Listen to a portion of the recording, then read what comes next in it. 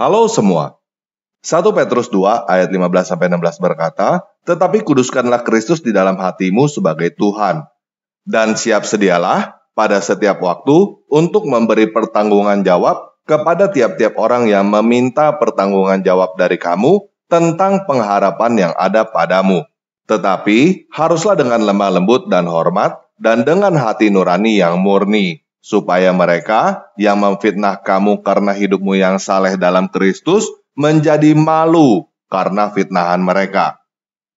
Nah, setiap kali kita berdiskusi dengan Muslim, mereka pasti mempertanyakan hal yang sama berulang-ulang. Oleh karena itu, saya mempersiapkan video ini supaya kita semua bisa menjawab pertanyaan mereka dengan baik.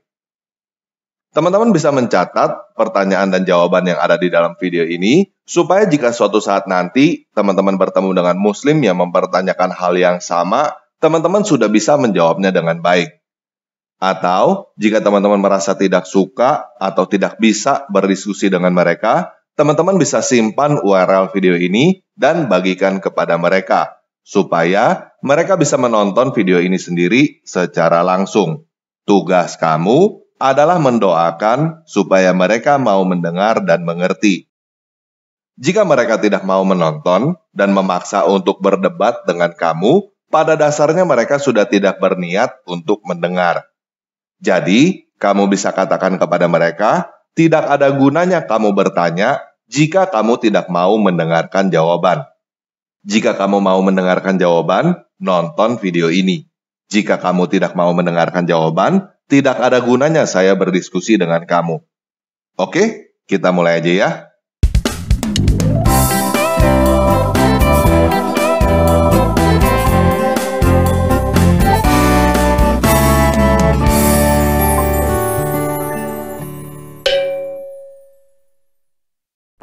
Tanpa ragu, kitab Bibelmu sudah palsu. Dul, kamu percaya Al-Quran kan? Tentu dong, Al-Quran terjamin keasliannya. Nah, jika kamu percaya kepada Al-Quran, seharusnya kamu tidak berkata bahwa Alkitab sudah palsu. Karena Al-Quran surah 2 ayat 41, surah 5 ayat 46, surah 6 ayat 92, surah 10 ayat 37, surah 12 ayat 111, surah 35 ayat 31, mengkonfirmasi bahwa kitab suci yang ada pada orang Yahudi dan Kristen itu benar. Jadi, jika kamu berkata bahwa Alkitab yang dipegang oleh orang Yahudi dan Kristen itu palsu, maka kamu berkata bahwa Al-Quran keliru.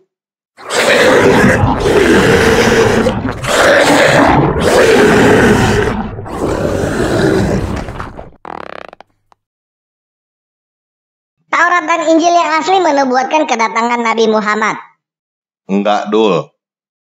Saya tahu menurut Al-Quran surah 7 ayat 157, Taurat dan Injil menubuatkan kedatangan Nabi Muhammad. Tetapi kenyataannya tidak ada nubuat kedatangan Nabi Muhammad di Taurat dan Injil. Kamu menyangka bahwa ada nubuat kedatangan Nabi Muhammad di Taurat dan Injil karena kamu percaya buta kepada Al-Quran. Jika kamu tidak percaya buta kepada Al-Quran, kamu akan melihat fakta yang ada, dan kamu akan sadar bahwa Al-Quran surah 7 ayat 157 keliru, karena Taurat dan Injil tidak pernah menubuatkan kedatangan Nabi Muhammad. Kalau kamu mau berkata bahwa Yesus Kristus menubuatkan kedatangan Nabi Muhammad, kamu juga sudah keliru, karena yang menubuatkan kedatangan Nabi Muhammad adalah Nabi Isa yang ada di dalam Al-Quran surah 61 ayat 6, bukan Yesus Kristus yang ada di Alkitab. Al-Quran surah 61 ayat 6 itu keluar dari mulut Muhammad sendiri dan tidak ada saksi mata yang melihat Allah atau Jibril menurunkannya kepada Muhammad. Jadi, Muhammad dinubuatkan oleh Isa menurut Muhammad sendiri.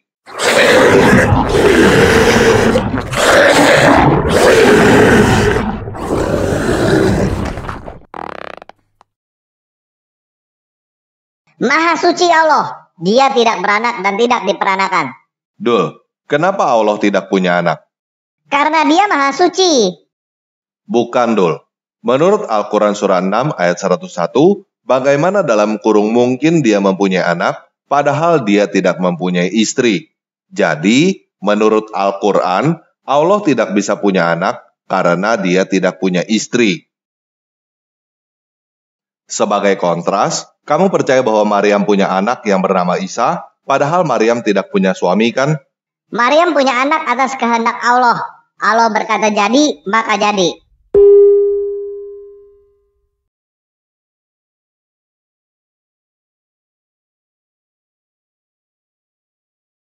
Oke, jadi Allah yang membuat Maryam punya anak yang bernama Isa, Iya.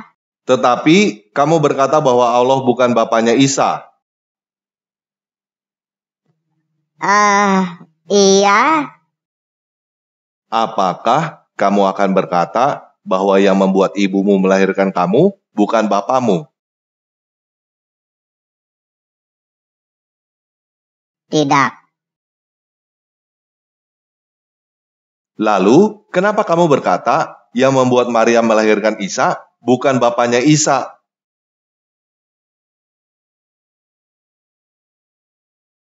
Aha. Ente menjadikan Isa dan ibunya dua Tuhan selain Allah. Enggak, Dul. Itu adalah kesalahpahaman Al-Quran tentang Tritunggal yang ada di dalam Al-Quran surah 5 ayat 116.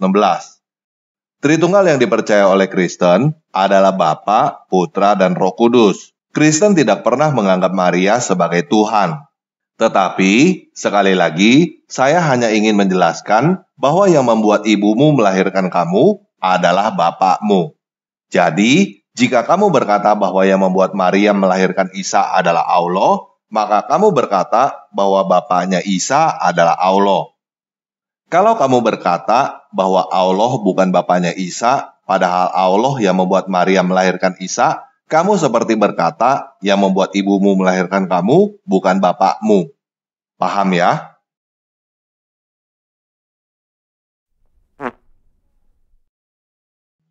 Wahai ahli kitab, janganlah kamu melampaui batas agamamu dan janganlah kamu mengatakan terhadap Allah kecuali yang benar. Sungguh Al-Masih Isa putra Maryam itu adalah utusan Allah dan dalam kurung yang diciptakan dengan kalimatnya yang disampaikan kepada Maryam dan dalam kurung dengan tiupan roh darinya. Maka berimanlah kepada Allah dan rasul-rasulnya dan janganlah kamu mengatakan dalam kurung Tuhan itu tiga. Berhentilah dalam kurung dari ucapan itu. Dalam kurung itu lebih baik bagimu. Nah, begini Dul. Kristen tidak butuh penjelasan dari Al-Quran. Tetapi, karena kamu percaya kepada Al-Quran, saya menjelaskannya menggunakan Al-Quran yang kamu percaya. Yang ada di dalam tanda kurung di dalam ayat itu adalah penambahan yang dilakukan oleh tangan manusia. Kalau kamu pahami ayat itu tanpa penambahan oleh tangan manusia, maka Al-Quran memberi kesaksian bahwa Isa putra Maryam adalah utusan Allah, kalimat Allah, dan roh Allah. Kristen dari dulu mengajarkan bahwa Yesus adalah firman Tuhan yang dikandung oleh roh Tuhan dan diutus oleh Tuhan untuk turun ke dunia dalam rupa manusia. Dan Kristen mengajarkan bahwa Tuhan, firman Tuhan, dan roh Tuhan adalah satu. Tuhan, firman Tuhan, dan roh Tuhan bukan sama, tetapi satu. Yang mengatakan orang Kristen menyembah tiga Tuhan itu kamu. Dan Al-Quran menegur kamu untuk berhenti mengatakan hal itu. Itu lebih baik bagimu.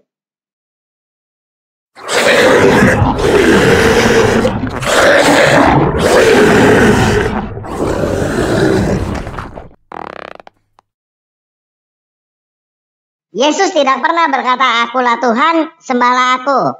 Betul, Dul. Yesus tidak butuh diakui sebagai Tuhan dan tidak pernah ngemis-ngemis minta disembah. Tetapi, Yesus berkata di dalam Yohanes 14 ayat 6-7, "Akulah jalan dan kebenaran dan hidup. Tidak ada seorang pun yang datang kepada Bapa kalau tidak melalui aku. Sekiranya kamu mengenal aku, pasti kamu juga mengenal Bapakku. Sekarang ini, kamu mengenal Dia dan kamu telah melihat Dia.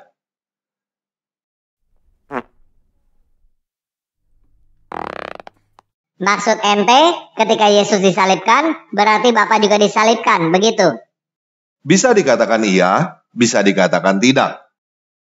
Tergantung bagaimana cara kamu melihatnya. Kamu percaya bahwa Al-Quran adalah perkataan Allah.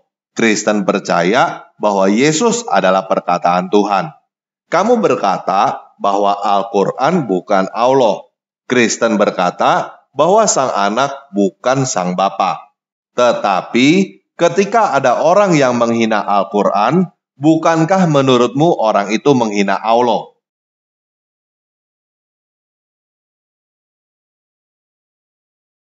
Jadi, pertanyaan ketika Yesus disalibkan, apakah Bapa juga disalibkan? Sama seperti pertanyaan ketika Al-Quran dihina, apakah Allah juga dihina? Bisa dikatakan iya, bisa dikatakan tidak. Secara fisik, yang dihina Al-Quran, bukan Allah. Tetapi, secara makna, menghina Al-Quran sama dengan menghina Allah. Begitu juga dengan Yesus. Secara fisik, yang disalibkan adalah Yesus Sang Anak, bukan Sang Bapa. Tetapi, secara makna, menyalibkan Yesus sama dengan menyalibkan Sang Bapa, walaupun Sang Bapa tidak disalibkan secara fisik.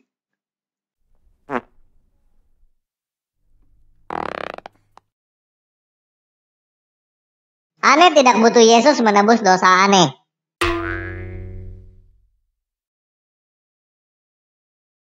Dul, yang ditebus oleh Yesus itu adalah nyawa kamu, bukan dosa kamu. Kamu mati karena kamu berdosa. Yesus masuk ke dunia orang mati dan bangkit dari kematian untuk mengambil nyawa kamu dari situ. Supaya pada saat langit dan bumi yang baru nanti, Dia bisa memberikannya kembali kepada kamu jika kamu menerima Yesus sebagai penguasa atas nyawa kamu.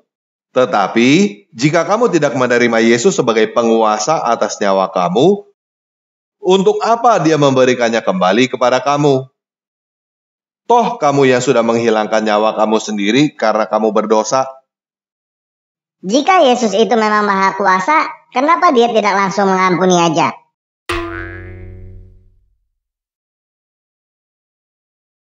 Begini Dul, menjadi sosok yang berkuasa bukan berarti boleh berbuat seenak jidat. Apakah seorang raja punya kuasa untuk mengampuni seseorang? Ya. Tetapi, bagaimana jika seorang raja mengampuni semua orang begitu saja? Bukankah itu artinya tidak ada hukum? Bukankah itu artinya tidak ada keadilan? Bukankah kamu percaya Tuhan itu adil? Jika Tuhan langsung mengampuni begitu aja seenaknya, berarti Tuhan itu tidak adil. Tuhan macam apa yang tega melihat anaknya disalibkan? Nah, kamu salah paham, Dul. Yang merupakan Tuhan adalah Sang Anak. Yang merupakan pencipta adalah Sang Firman. Yohanes 1 ayat 1-3 berkata, pada mulanya adalah Firman. Firman itu bersama-sama dengan Elohim, dan Firman itu adalah Elohim. Ia pada mulanya bersama-sama dengan Elohim.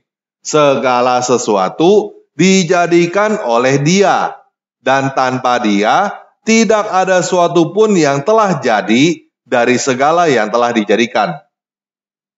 Yohanes 1 ayat 10-11 berkata, Ia telah ada di dalam dunia, dan dunia dijadikan olehnya, tetapi dunia tidak mengenalnya. Ia datang kepada milik kepunyaannya, tetapi orang-orang kepunyaannya itu tidak menerimanya. Yohanes 1 ayat 14 berkata, Firman itu telah menjadi manusia dan diam di antara kita, dan kita telah melihat kemuliaannya, yaitu kemuliaan yang diberikan kepadanya sebagai anak tunggal Bapa, yang penuh kasih karunia dan kebenaran. Yohanes 1 ayat 18 berkata, tidak seorang pun yang pernah melihat Elohim, tetapi Anak tunggal Elohim yang ada di pangkuan Bapa, dialah yang menyatakannya. Untuk apa Tuhan turun sebagai manusia dan mati? Begini Dul, kamu selalu berdoa, minta dosa-dosamu diampuni kan? Bagaimana kamu akan diampuni jika kamu sendiri tidak mau mengampuni kesalahan orang lain? Apakah adil jika kamu ingin menghukum orang atas kesalahan mereka, tetapi kamu meminta kesalahanmu diampuni oleh Tuhan? Jadi, Tuhan turun ke dunia sebagai manusia dan menanggung hukuman akibat dosa-dosa kamu untuk memberikan kamu contoh dan teladan bagaimana seharusnya kamu hidup sebagai seorang manusia dan bagaimana caranya mengampuni orang lain. Supaya kamu bisa menjadi manusia yang benar dan bisa mengampuni orang lain. Sehingga kamu pantas untuk meminta pengampunan dari Tuhan. Ingat ya, Yesus bukan berakhir dalam kematian. Yesus bangkit dari kematian dan hidup abadi.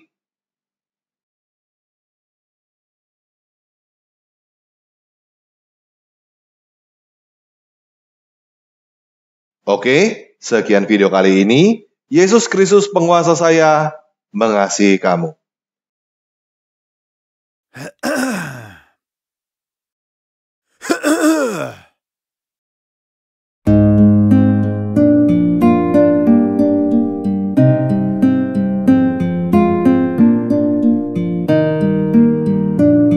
Bapa kami yang di surga, dikuduskanlah namamu, datanglah kerajaanmu, jadilah kehendakmu di bumi seperti di surga. Berikanlah hari ini makanan kami secukupnya, dan ampunilah kami ini seperti kami juga ampuni orang yang bersalah. Jauhkanlah kami dari pencobaan dan yang jahat, sebab Engkau yang mempunyai kerajaan, kuasa, dan kemuliaan untuk selamanya. Walaupun ku tak mengerti segala rencanamu, namun ku kan percaya rancanganmu terindah. Walaupun ku tak mengerti segala rencanamu, namun ku kan percaya rancanganmu terindah. Rancanganmu terindah. Rancanganmu